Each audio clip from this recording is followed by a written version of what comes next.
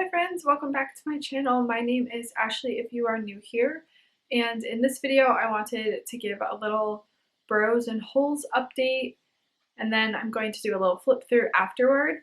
So today we are going to be finishing our 5th week of Burrows and Holes. There is a total of 9 weeks, so I'm really excited and happy to report that it's gone super well.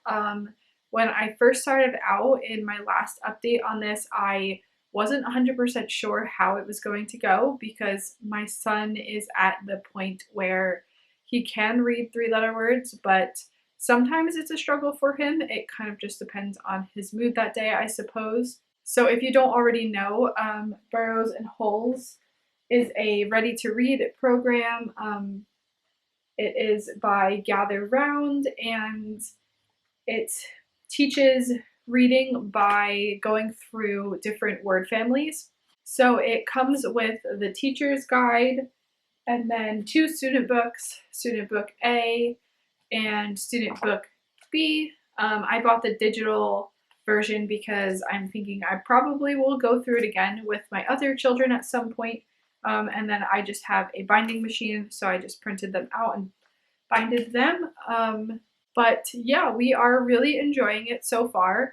I wasn't sure if it would be too overwhelming for my son, but as we've been going through it, I realized that I just need to not put too much pressure on him to memorize all of the words or make sure that he's got everything mastered. And that kind of was the biggest shift in my thinking from when we first started to now, probably. And I just realized that he technically is still in preschool, and it obviously takes a long time for kids to master reading. Like, he isn't going to be reading fluently for a while. So if he doesn't master the word family before we move on to the next week, then that's okay. It's just really for practice. So something that I didn't realize when it came to learning to read is that it's really just a lot of repetition until they remember the words. So when I thought about teaching my son to read, I didn't quite realize that I myself just have many words memorized. I don't have to sound them out, but reading is really just memorizing words, and it just takes a really long time for them to remember the words, especially in the beginning because it's so new to them. So that's why, like I said, when I first went into this, I thought maybe it wouldn't be like a good fit for him because I thought maybe he would not be able to memorize everything in just a week. Like, maybe he wasn't at that level yet. But like I said, I realized that it's really like this is just one step of practicing, and especially because we will be doing the Good and the Beautiful kindergarten language arts in the fall, I'm really not worried about if he's mastering anything because he's going to be doing more practice with CVC words when we do kindergarten. So something else that I wanted to mention is that just like the preschool program, they had flashcards at the end, and I have been meaning to getting around to cutting them out and using them to try to help him practice even more.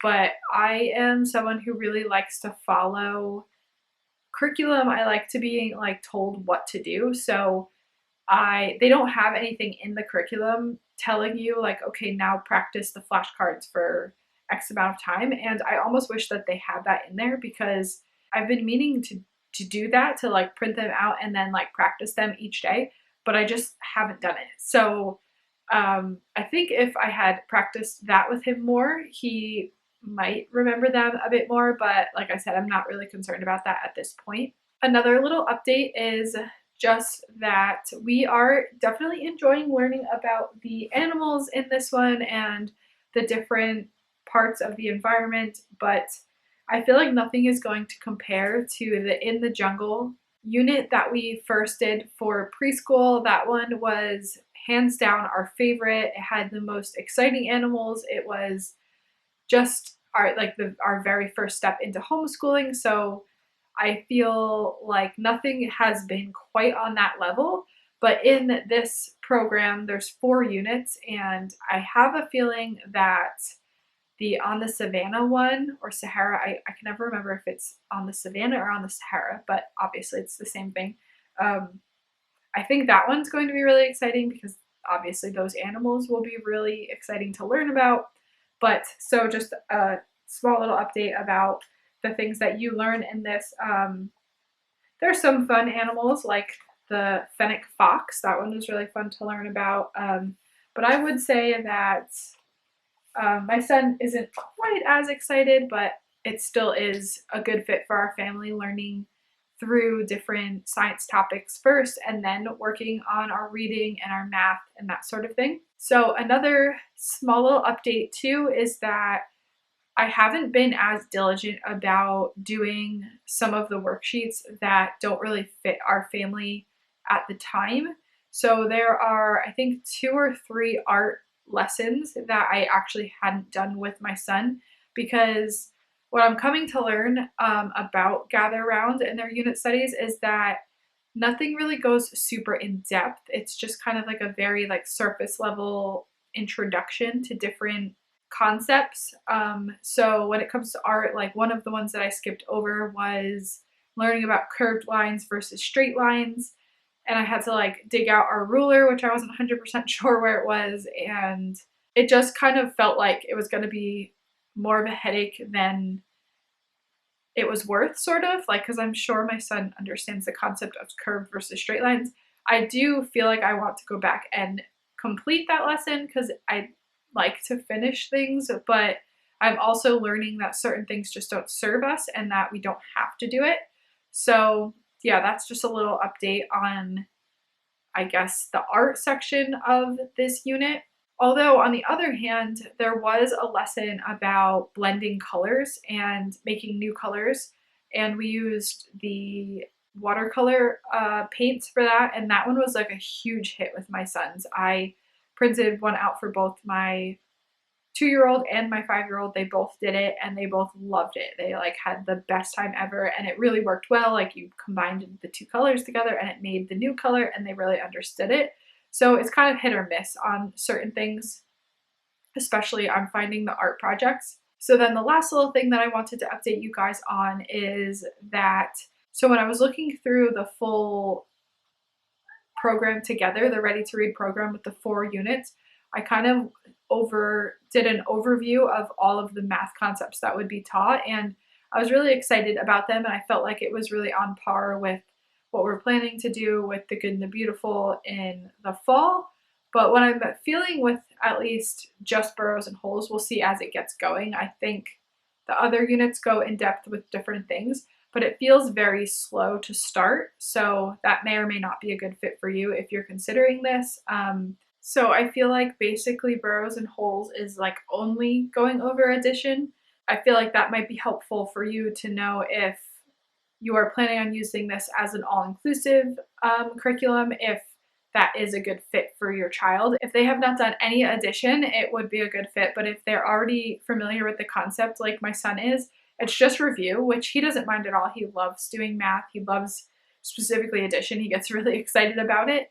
But as you'll see in the flip through, it is very, very simple too. Like, there's some pages where there's only like 5 addition problems. So I felt like that was a bit lacking, but we'll see how I feel as it goes on. And once the fall starts, it's not going to be our only curriculum. Like, I find it fine for now because this is his preschool year, and I feel like he's learned enough math concepts, if that makes sense. And we're getting towards the tail end, and it's review and it's practicing addition, so it's really great.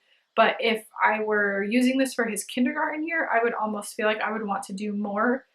So I am glad that in the fall we will be doing the Good and the Beautiful in math, and then this is kind of just like a supplement to that. So yeah, I just thought that might be helpful to know. So now I'm going to flip the camera around and I'll show you inside so you can get an idea of what it looks like inside. So here I first wanted to start with the teacher's guide, show you what is inside.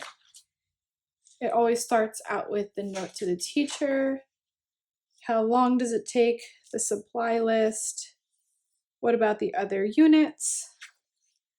The table of contents, and then it just starts right off, and it begins with an overview of what the week is, and then it usually will have a little bit of something else that you could add in or a tip or something like that. So the way that Burrows and Holes and all of the Ready to Read programs work are that you learn a word family, each week a sight word, occasionally 2 sight words depending on if it's an easy one, and then 1 consonant blend friend. So this one for the first week is the at word family, the sight word is the, and the consonant blend is fool. So in the teacher's guide, it is just the lesson about some sort of environmental factor or an animal. Obviously, this one is Burrows and Holes, so it's all animals that live under the ground. So it first starts off learning about what soil is, and then just like all of the other Gather Round preschool and kindergarten units, there is the little lesson and then the questions, and then there is always a Bible study each day. In the Ready to Read, actually, I'm not sure if it's all of the Ready to Read, or I think it might just be Burrows and Holes. You are going through Proverbs, which has been really fun. Occasionally, you will just do one proverb for the whole week, and occasionally it will be different. Although I'm not sure if it's different actually, now that I think about it. It might just be one proverb the entire week, so you really get to like dig deep into that proverb. I really like how the Bible studies have occasionally it will say like, let's pray together and ask God for how to apply this to our life, and I really enjoy that because it's teaching them to rely on God and not just to know a lot of stuff about God. So that is the end of this week. There are 4 lessons each week, and then there's always a review where they have questions about what they learned, a little prayer, and then there's always an optional activity, which honestly I never do. So I'll just flip through it and so that you can get a view of what they will be learning about and the animals and all that sort of thing.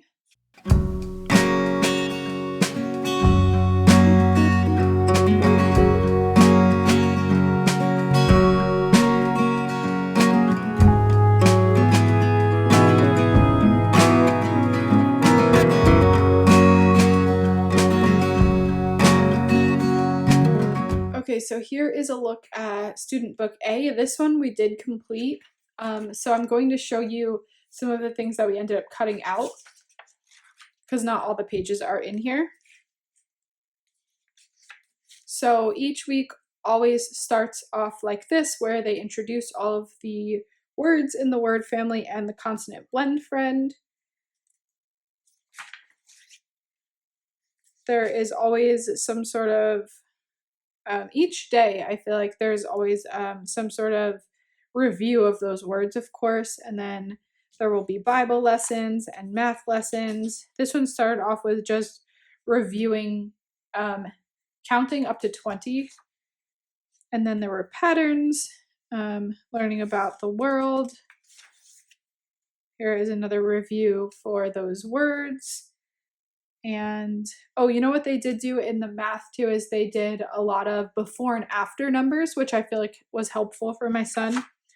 And then they start learning about colors, shades of colors, like if they, so they learned that if they press lightly, then the color shows up lighter, and then if they press hard, it shows up darker.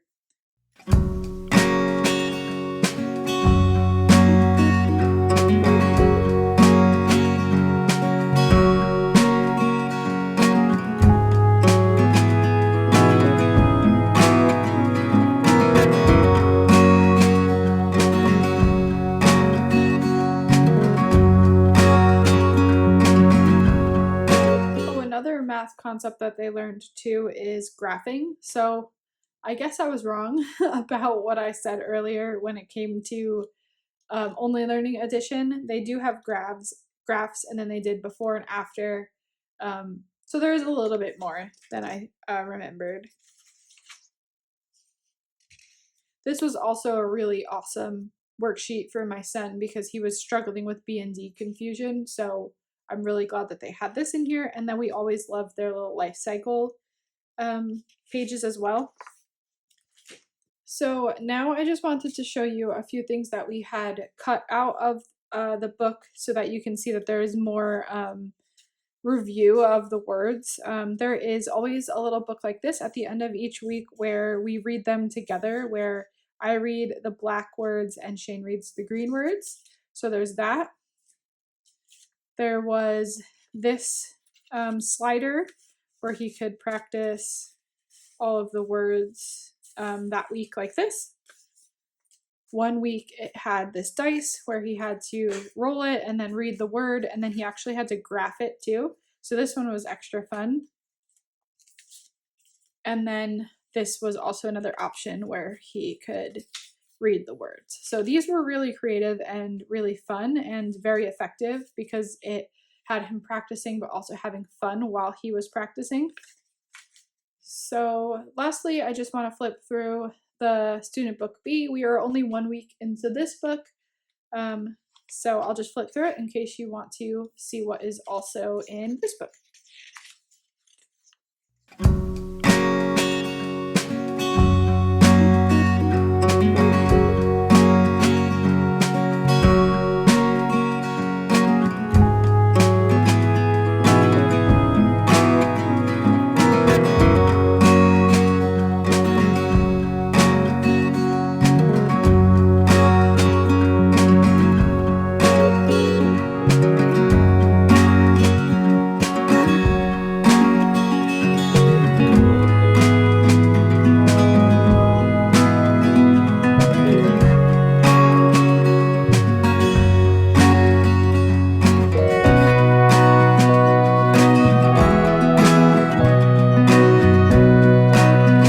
So I just wanted to thank you so much for watching. I hope that this video was helpful. If you have any questions at all about it, please leave them in the comments below and I'll definitely get back to you. Thank you again, and don't forget to subscribe and like the video if you liked it, and I will see you in the next one.